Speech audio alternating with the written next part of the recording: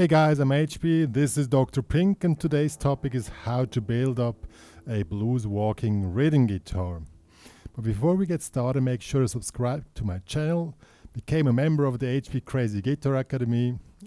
It's a free membership. You can follow all my thoughts and discuss with others, or make the premium membership upgrade to download all files which come along with these lessons here. Also this one here. So today's topic, as I said, how to build up a blues walking rhythm guitar. The main topic is you have a guitar riff, let's say a 12-bar guitar riff, and you're gonna play that one, a song of 3-4 minutes, and then what happens? You don't want to play the same thing all the time because that's boring, and you want to develop something and bring tension into the rhythm guitar, also into the song, because a song always needs to build up and has these waves of tension and releasing tension, stuff like that. And how do we do that? With this example here, first show it to you. This is the main figure.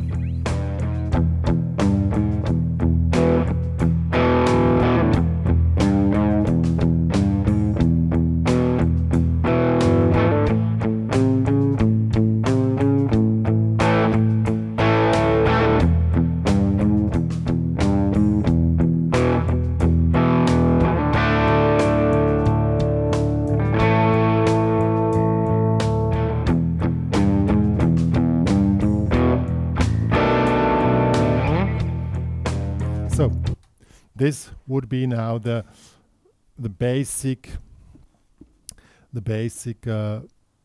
rhythm guitar, and ways to build up tension, to make it more interesting, to make these waves, and that's what it's all about. So let's get started. Okay guys, let's first learn the basic riff. It's really simple. It's here. It's played in eighths. It's a blues in E. I call it blues walking because it's kind of a walking type of blues. We're going to also talk about other blues, but in other tutorials. Today, blues walking. So this is the pattern, this one here. 0, 0, 0, 0, 3, 4, twice, 0, 0, 3, 4, 0. And then open E string. So 1 and 2 and 3 and 4 and 1 and 2 and 3 and 4. Then we have E5, we damp the note, and then the upper part of the chord. See, so the whole thing is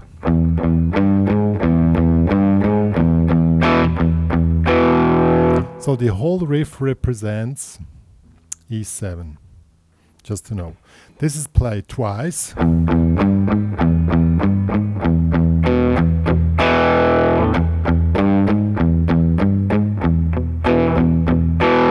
Then we go to the A string, same thing in A, represents A7. Exactly the same thing, just now we damp the open A string and move the whole thing up. Back to E. It's really simple. And then we have 1 bar D, I take D5, here, 3rd fret, 2nd fret, play the middle 4 strings. A5 represents A7, and then the riff again, and then 1, 2, and then to B7. Okay, the whole thing I'm gonna play now with the backing track, that you can see how it works.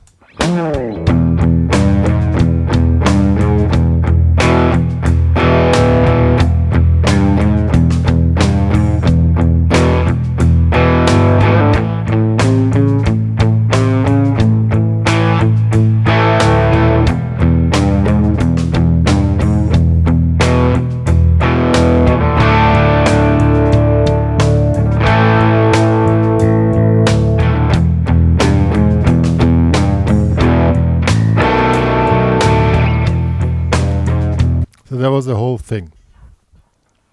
So that was now the basic pattern, you know. Now we want to make it more interesting and build up something out of this. One method could be that you give more gain. You start with low gain, build it up.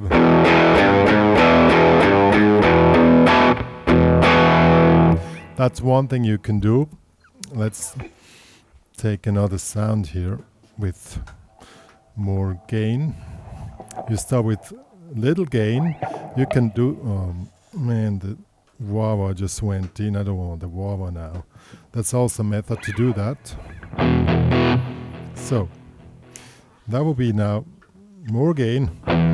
If you put down the volume, I just put it here with the volume knob. You have less distortion. If you put the volume up, you have more distortion. And the more smooth you make that, the better it is. Let's check this out. Low volume.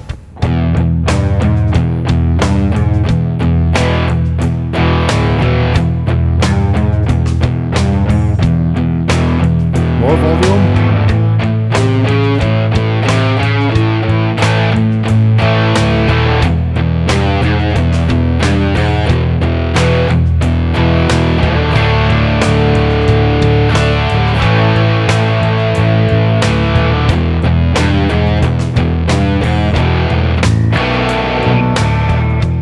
See? Well, the effect was not so strong, I must say. You can also highlight it with wah-wah if you want. That also works. But now let's go back here to the other sound.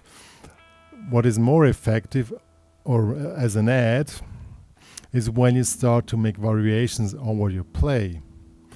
Therefore, you need to know the elements very good which you're playing. And let's check this out. So this is the figure. This represents E7. Now, instead of playing an E5 here, which has more the rock vibe, you can play an E7 instead. Here in the 7th, 6th, 7th fret. And now you have, it opens up your sound. You can just compare.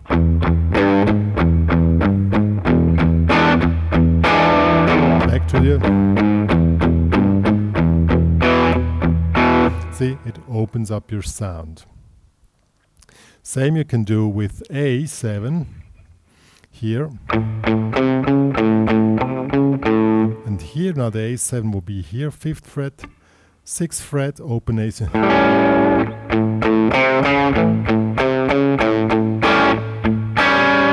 See? And with vibrato here you can add more of this tension building up, you know. The more you start from low to high, the better is the effect.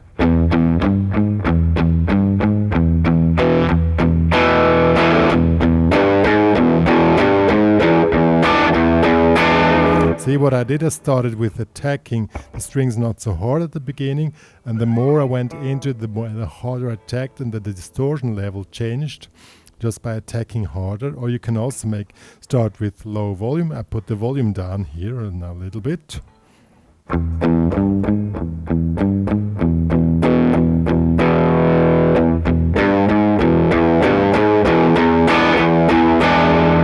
See, after the first, you didn't see it. I just put on the I made the volume higher, and this way you can create more tension in this, and also with the chords.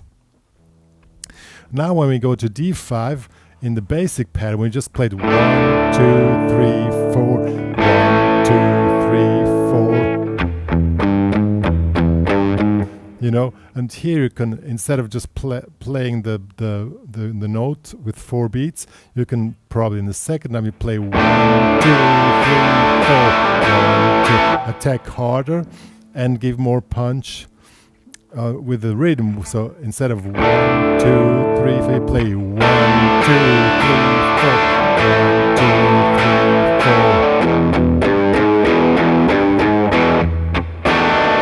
4. And on the B7, instead of playing a normal B7, here 2nd fret, 1st fret, 2nd fret, you know, you play B7 sharp 9. Now the chord has more dissonances in it and creates even more tension, you know. And this way you build the thing up. I gotta play it now for you. That is, see, I build it up soft, go into the extreme, I play it twice. That is, see, the way you can just build it up, you know. Even if you're playing the same riff, it's not the same anymore. And this is how it works.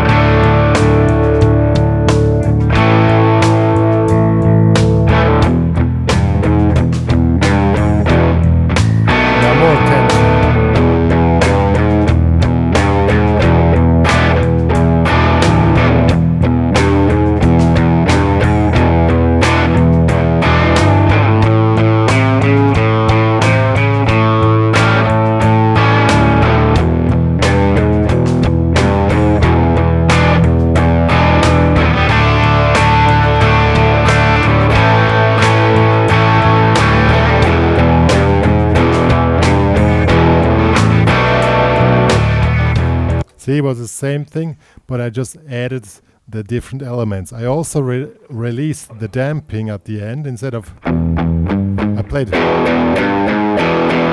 which is basically the same thing but without the damping. And that's the way you can build it up, you know. Also, if you want, I can just put my wah a little more near. You can also, if you add sound effects to create more tension, you know, it's also cool. I'll show you. Without wah-wah.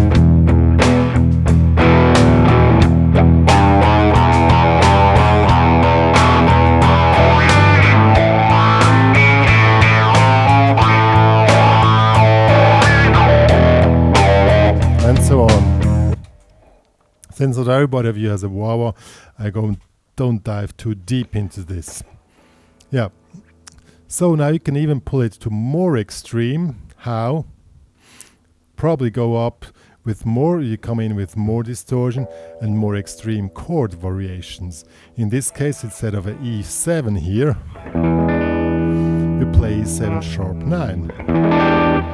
Here, 7, 6, 7, 8.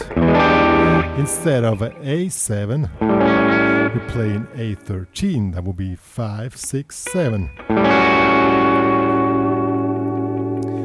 And on the chords here, you add an additional element that will be dead notes between the chords. Let me show you that one. I'm gonna quickly zoom a little bit away that you can see what I'm talking about. Since you already know the chords, you don't need to see it so near anymore. So 1, 2, 3, 4. This chaka. This gives an additional punch into it, especially when you have more distortion. You know, if you go to more distortion, well, that's too much. Let's take. That's pretty much.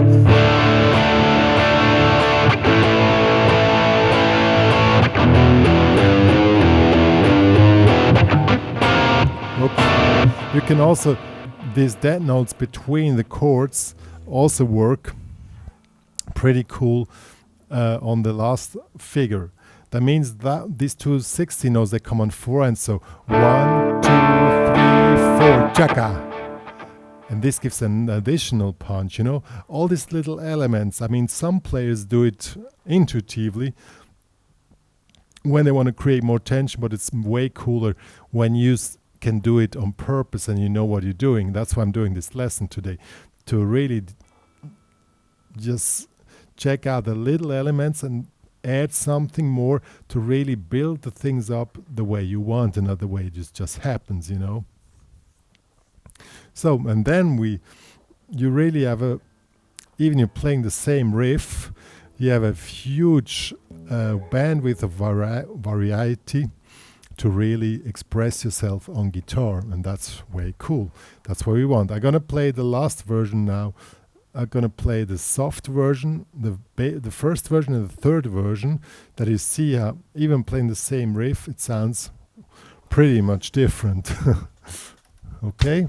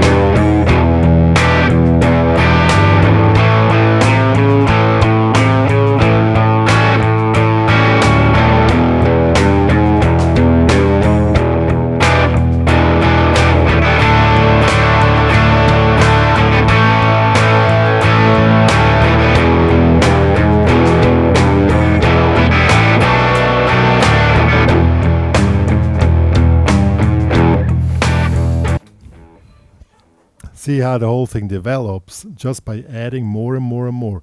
In the first chorus I added elements of 1 and 2 to build up, and the last one is entirely 3, and I also reduced the damping technique.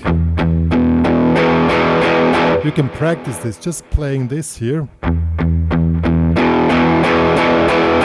And just listen how your guitar sounds, how the sounds develops, also with delay and all the effects, and listen. Check out the minimum expression, the maximum expression, and these are the two polarities which you work with. And your goal is not to jump from this up to this, but to connect from here to here. That's the main thing. And that's why you need some stuff in between, and you need to work out the way you attack, you know, the way your guitar works with your equipment and the sound develops. That's really important if you want to get the electric guitar sounding cool, you know. Well, it's also an acoustic guitar, it's not only electric. There's the same thing, but on acoustic you don't work with distortions, but also the same there as well. And did you hear I slightly went out of tune? I did that on purpose. You can do even that. I mean, that's something which I do. When you go out of tune, that's also a method of expression to get really wild. You know, I find when you attack hard, then you get out of tune, or you give too much vibrato. Now it's out of tune. That's cool, because if it's a way of expression, if you want to display drama and chaos with music, a good way to do that is get out of tune.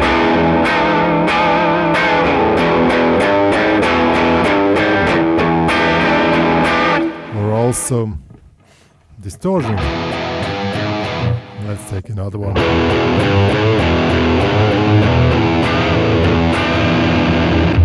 Same thing, different story, you know.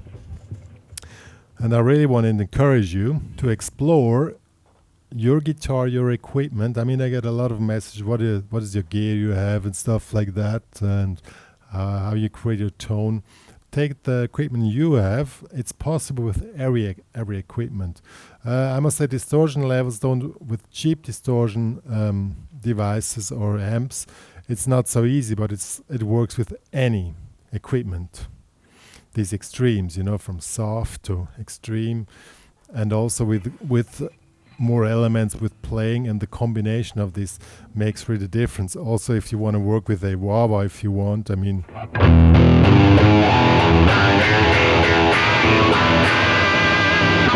you can also work, you know. It really depends on the expression which you want to have. So that was more now more rock. If you want to have more bluesy, then it will be in another way. Yeah, this is probably a lesson which you didn't expect. It's not so much about playing things exactly that way. It's about exploring your equipment and having different little figures which match the same thing. If you have 2 or 3 different figures which match the same thing, and plus the sound and intensity of playing it, also with vibrato, then you can create a huge sound with really simple riffs. And that's a secret for every song. There are songs they have a riff repeating all over again, nothing more. And the trick is they develop from zero to hero, you know, and go back. They have these waves, and it's all about creating these waves. Yeah, good. One more to say. If you want to download the tabs, I tabbed the 3 versions for you out, plus the backing track to practice with that one. It's available in the HPCrazy Guitar Academy. Join there, make a premium membership upgrade. It also supports the work which we are doing for you out there. Little price for a big service. Please support me and Dr. Pink. Please also write me a review on Google Maps. HPCrazy Guitar Academy would be great if you would do that. Also join the HPCrazy Students Club, because that's the only social media channel which I feed now, because I'm stopping the rest, Facebook, Instagram and all that stuff. I don't like them anymore. Yo, good. That's all me and Dr. Pink I wanted to say.